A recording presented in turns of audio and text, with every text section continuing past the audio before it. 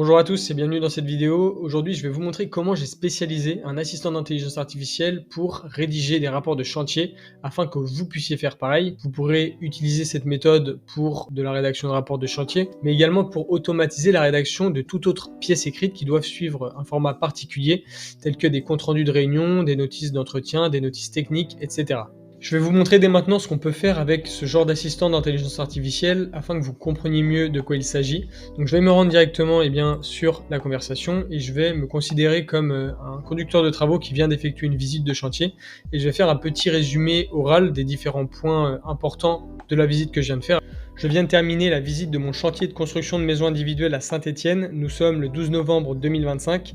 L'effectif présent est le suivant: 5 ouvriers, donc 2 maçons, un charpentier, un couvreur et un manœuvre. Pour les travaux réalisés, on a débuté la mise en place de lithos pour la couverture et il y a une livraison de briques creuses qui est prévue à 8 heures. Ça correspond à une palette de 1200 unités. On a dû faire face à un problème qui est la pluie. Ça rend difficile l'avancement du coulage des joints, ça ralentit le travail, mais pour pallier à cela, on a posé des bâches pour protéger les zones sensibles et stocker les matériaux. Donc j'ai terminé de dicter ma visite de chantier. Je vais maintenant pouvoir envoyer tout ce que je viens de dire à mon assistant rapport de chantier.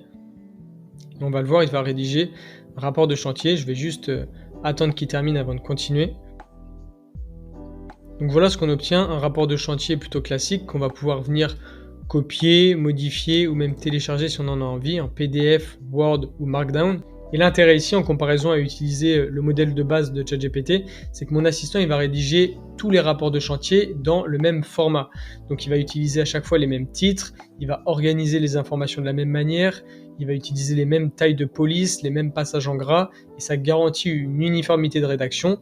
Et en plus de ça, j'ai pas besoin de lui repréciser à chaque fois que je l'utilise que c'est pour rédiger un rapport de chantier. Dès que je l'utilise, il sait que c'est pour ça. Donc je vais vous montrer étape par étape comment faire cela. Quand on se trouve dans la page de garde de ChatGPT, on peut voir que dans le menu latéral à gauche, on a un bouton GPT. On va pouvoir cliquer dessus. Et en fait, ce qu'ils appellent des GPT, c'est des assistants d'intelligence artificielle ou alors même des versions personnalisées de ChatGPT. Et il y en a qui sont préconçus. On peut voir ici un agent IA qui est spécialisé pour des tâches juridiques et professionnelles. Ici, c'est un assistant spécialisé pour faire des recherches. Ici, c'est un assistant qui est spécialisé, qui fait office de coach en conditionnement physique, qui fait des entraînements, régime, etc. On va pouvoir créer nos propres assistants en appuyant sur le bouton Créer en haut à droite. Et on arrive sur cette fenêtre, donc on peut voir deux onglets, créer et configurer. Ici, c'est qu'en fait, on va dire pourquoi on veut un assistant et ils vont le créer pour nous. Mais moi, je préfère largement l'onglet configurer parce que ça nous donne beaucoup plus de contrôle. Et admettons qu'on veuille recréer l'assistant que j'ai montré tout à l'heure. On va venir lui donner le nom d'assistant rapport de chantier, parce que c'est à ça qu'il servira. Dans la description, on va mettre rédige des rapports de chantier. Ici, on arrive à un champ dans lequel on va devoir mettre les instructions, donc ce qu'il doit faire, comment il se comporte, qu'est-ce qu'il doit éviter de faire. Donc là, je suis en train de dicter ce qui est suggéré ici. Mais pour ce champ-là, j'y reviendrai à la fin, c'est le plus important. Mais j'aimerais juste expliquer quelque chose juste avant. Ici, on arrive à un champ qui s'appelle amorce de conversation. Je ne vais pas du tout m'en occuper parce qu'il ne nous intéresse pas vraiment. Et on voit d'ici écrit base de connaissances, avec la possibilité de charger des fichiers. Et pour nous, ce qui va être intéressant ici, c'est de pouvoir charger des rapports de chantier qu'on a pu rédiger par le passé, afin que notre assistant il rédige des rapports de chantier exactement comme on a l'habitude de le faire. Donc pour ma part, j'ai prévu 2 rapports de chantier préalablement. Un rapport de chantier que j'ai appelé 1, dans lequel on a le contenu d'une visite de chantier très classique, voilà, et un rapport de chantier 2 pour un chantier qui n'a rien à voir, forcément les deux sont fictifs, et si je scinde un peu l'écran en deux en mettant les 2 rapports juste à côté, on peut voir que le point commun qu'ils ont, c'est vraiment leur formatage, c'est-à-dire que tout est évoqué de la même manière, avec les mêmes tailles de police, les mêmes passages en gras, comme je le disais tout à l'heure. Donc on peut voir les mêmes titres avec les travaux réalisés, les délais de travaux, les livraisons, les problèmes rencontrés, etc. Je vais pouvoir venir fermer ces 2 fichiers et les charger dans mon assistant. Donc mon rapport de chantier 1, mon rapport de chantier 2. Donc voilà, les 2 rapports de chantier ont terminé de charger et je vais pouvoir venir compléter les instructions. Donc je vais vous montrer ce que j'avais mis. Tu es un assistant spécialisé dans la rédaction de rapports de chantier. L'objectif, c'est de générer automatiquement un rapport de chantier complet, clair, professionnel, à partir de notes ou d'un résumé vocal, donc comme je l'ai fait tout à l'heure, par le conducteur de travaux ou le chef de chantier. Et j'ai évoqué plusieurs règles. Donc la réponse, elle doit être formatée dans un Canva pour une meilleure présentation. C'est surtout pour permettre l'export en PDF ou en Word. J'ai ensuite mis de suivre la structure des exemples fournis. C'est pour ça que je voulais évoquer les exemples avant les instructions. C'est parce que vous n'auriez pas compris à quoi je faisais allusion. Mais du coup, les deux rapports que j'ai chargés en exemple, ici, je mets qu'ils ont la priorité sur les formes de rédaction. L'assistant, il doit respecter exactement les tailles de police, les passages en gras, les exemples fournis. Voilà, il suit le même style. Ensuite, j'ai mis d'alterner entre paragraphes et les listes à puces pour que ce soit plus uniforme visuellement. La structure du rapport, il faut toujours qu'elle soit identique, avec voilà, en en-tête le chantier, la date, météo, l'effectif, etc. Ensuite, je lui mets que le ton il doit être professionnel, factuel, clair, et que s'il y a des informations qui manquent, j'ajoute la mention à compléter. Je vais pouvoir venir sélectionner toutes ces instructions et les rentrer juste ici. Donc là, on a globalement terminé. On pourrait peut-être juste venir mettre une icône parce que c'est vrai que c'est plus sympa. Moi, ce que je vous conseille, c'est d'aller sur Flat Icon. Donc c'est un logiciel sur lequel on peut avoir des icônes gratuitement. Et ici, j'avais tapé compte rendu. Et là, on a accès à plein d'icônes. Donc moi, j'avais pris celui-là de tête. Donc voilà, vous pouvez télécharger un PNG gratuitement. Je vais venir ajouter la photo. Donc voilà le rendu que ça fait, je trouve que c'est quand même plus sympa que de ne rien mettre. Une fois qu'on a terminé, on peut aller cliquer sur le bouton créer en haut à droite pour gérer l'accessibilité. Donc soit on le crée pour soi seulement, soit on peut donner accès à tous les utilisateurs qui ont un lien. Donc ça c'est par exemple intéressant pour une entreprise.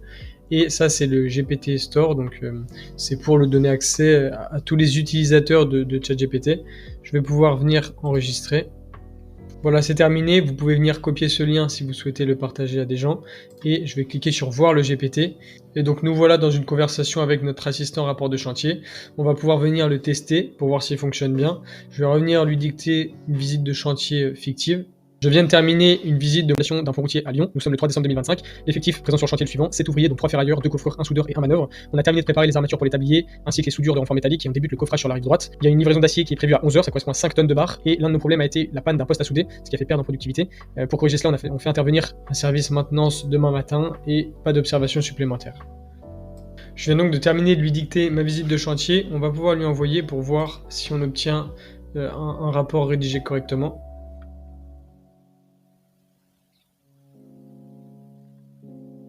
Donc voilà ce qu'on obtient dans un canvas, ce qui veut dire qu'on peut venir modifier si jamais on voit qu'il y a 2-3 choses à modifier, mais en tout cas moi ça me paraît vraiment bien.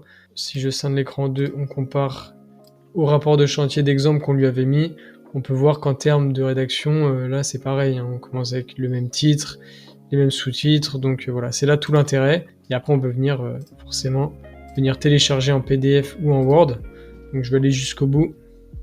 Et donc voilà ce qu'on obtient, très classique. Je vais à présent vous montrer comment faire exactement la même chose, mais cette fois-ci dans Microsoft Copilot 365, qui est l'intelligence artificielle de Microsoft, directement intégrée dans Word ou Excel, donc ça peut être intéressant si vous utilisez ces logiciels. Il faut savoir que Copilot a différentes versions, avec une version gratuite, une version pro et une version 365 qui est vraiment pensée pour un usage d'entreprise. J'ai fait une vidéo entière à ce sujet, donc si vous voulez en apprendre plus, je vous invite à aller la voir. En tout cas, moi, je vais montrer comment procéder dans Copilot 365, qui est vraiment la meilleure version pour moi pour un usage professionnel. Et donc, on va pouvoir venir cliquer sur le bouton Créer un assistant dans la barre latérale à gauche. Et on retrouve exactement les mêmes onglets qu'on avait sur ChatGPT, Décrire et Configurer. Donc, nous, ce qui nous intéresse, comme tout à l'heure, c'est l'onglet Configurer.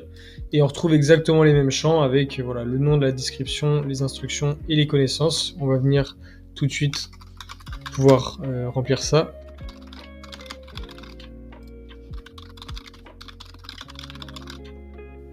Pour les instructions, je vais de nouveau venir les copier-coller.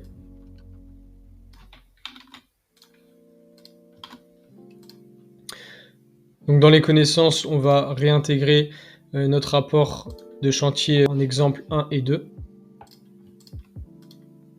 Donc voilà, ça a terminé de charger, je vais venir cocher juste ici. Donc c'est mis que ça donne la priorité aux sources de connaissances. Je pense qu'en fait, c'est que l'assistant il va vraiment être regardant au niveau des fichiers qu'on a intégrés. Et en l'occurrence ici, ça ne peut que nous arranger parce que ça veut dire que ça respectera encore mieux la structure de nos rapports qu'on a mis en exemple. Je vais venir juste ici ajouter mon icône. Et de la même manière, notre assistant est terminé. On va donc pouvoir venir appuyer sur le bouton créer. Et ça nous crée de nouveau un lien qu'on peut partager si on souhaite partager l'usage de cet assistant avec d'autres personnes. Nous, on va essayer de le tester pour voir si ça fonctionne bien. On a terminé la préparation des armatures pour le tablier ainsi que l'enfant métallique. On commence le coffrage sur la droite. Il y a une livraison d'acier qui est prévue à 11h, ça représente 50 de barres. Et on a dû faire un problème qui est la panne de poste. Pour corriger cela, on fait intervenir un service de maintenance prévu demain matin. Pas d'observation supplémentaire. J'envoie à mon nouvel assistant. Bon, là, on voit qu'il y a un petit souci, c'est les emojis. Je vais lui demander de les enlever. Et en fait, là, ici, la particularité, c'est que dans Copilot 365, il n'y a pas la fonctionnalité Canva comme il y avait dans ChatGPT. Ici, ça va être, avec ce bouton, modifier dans page, où en fait, c'est un peu un équivalent. C'est-à-dire qu'ici, on va avoir accès à une fenêtre où on peut modifier un peu comme on veut. Voilà, on peut écrire un peu ce qu'on veut. Et après, une fois qu'on a terminé, on peut l'ouvrir dans Word. Donc, je vais procéder jusqu'au bout. On peut pas directement l'exporter en PDF. Si on veut l'avoir en PDF, il faut l'ouvrir dans Word, puis depuis Word, eh bien exporter en PDF. Donc là, on va voir. Donc voilà, ce qu'on obtient, ça suit toujours bien la structure qu'on veut que l'assistant suive depuis le début.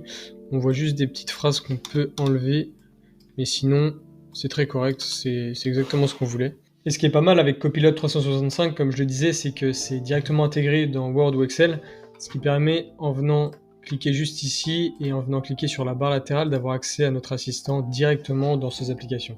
On arrive à la fin de cette vidéo, j'espère qu'elle vous aura plu. La possibilité de concevoir des assistants tels que celui-ci, en vérité, ça peut être transposé pour d'autres pièces écrites, comme j'ai dit au début de la vidéo, que ce soit pour différentes notices, différents rapports, vous l'aurez compris. La possibilité de concevoir des assistants d'intelligence artificielle, ça peut d'ailleurs servir à d'autres choses que de la rédaction, mais ce sera le sujet de prochaines vidéos.